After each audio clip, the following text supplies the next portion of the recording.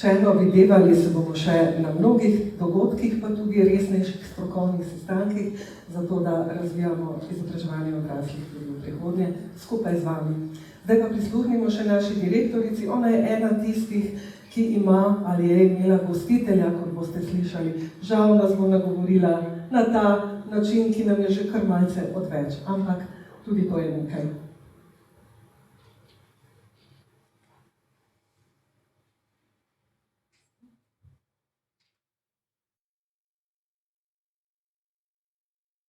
Spoštovana vršilka dolžnosti direktorice Direktorata za srednje in višje šolstvo ter izobraževanje odraslih na Ministrstvu za izobraževanje, znanost in šport, gospa Jasna Rojc, spoštovana vodja sektorja za izobraževanje odraslih, gospa Taja Dolgan, spoštovani predstavniki ministrstva, cenjeni gostje in udeleženci. Ne moram reči, da sem vesela, da vas lahko pozdravim na tak način, saj bi danes morala biti z vami v dvorani, vendar virus ne izbira svojih gostiteljev. Gostitelji pa se tudi morajo držati pravil o izolaciji, tako je edino odgovorno. Torej vas pozdravljam nadaljavo in vam najprej zaželim toplo dobrodošlico. V življenju sprejemamo številne odločitve in če bi lahko zavrteli čas nazaj, bi se na marsikaterem križpotju odločili za drugo pot. Včasih imajo slabe odločitve manjše, včasih večje, hujše posledice. Kdo si ne bi želel biti bolje opremljen za sprejemanje boljših odločitev? Odločitev, ki smo jih sprejeli o svoji karierni poti, načinu življenja, vlaganju ali bolje ne vlaganju v svoje zdravje, finančnih naložbah, ravnanju v konfliktnih situacijah na delovnem mestu ali doma. Vprašanje je seveda retorično. Zagotovo pa ni zgolj retorično vprašanje, ali vsi vedo, da lahko boljše odločitve sprejemamo, če imamo boljše razvite temeljne zmožnosti. Ljudem bi radi približali zavedanje, da branje, pisanje, računanje, reševanje problemov, uporaba digitalnih orodij pomagajo izboljšati vsa področja našega življenja. In to smo želeli v projektu, narediti čim več za razvoj temeljnih zmožnosti in pismenosti odraslih, ter s tem prispevati k večji vključenosti vseživljenjsko učenje. Ob tem pa umestiti vse doslej razvite aktivnosti za krepitev kakovosti izobraževanja odraslih v nacionalni sistem ugotavljanja in zagotavljanja kakovosti.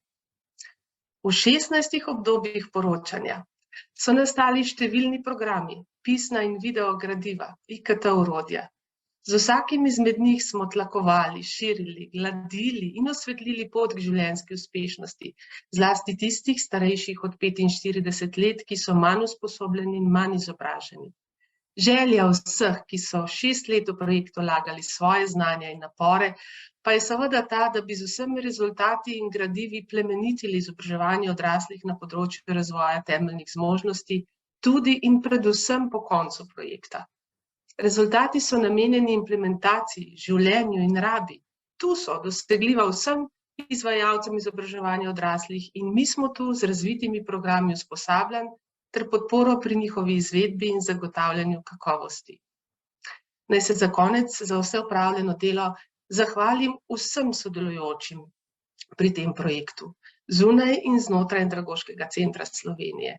Dovolite mi, da se posebej zahvalim vodji projekta magistri Esteri Možina ter sodelavcem dr. Petri Javor, dr. Tanji Možina, Dari Premk, Alenki Štrukal, dr. Tini Kompara Jampani, Jasmini Orešnik Cunja, Petri Šmalcelj, Tadeju Berniku, Tjaši Golje in seveda iskrena hvala našemu skrbniku na ministrstvu, magistru Marku Šiški. Dragi udeleženci, želim vam uspešno konferenco, da bi tudi vi danes ne šli od tod brez opremljenosti za boljše odločitve. Srečno!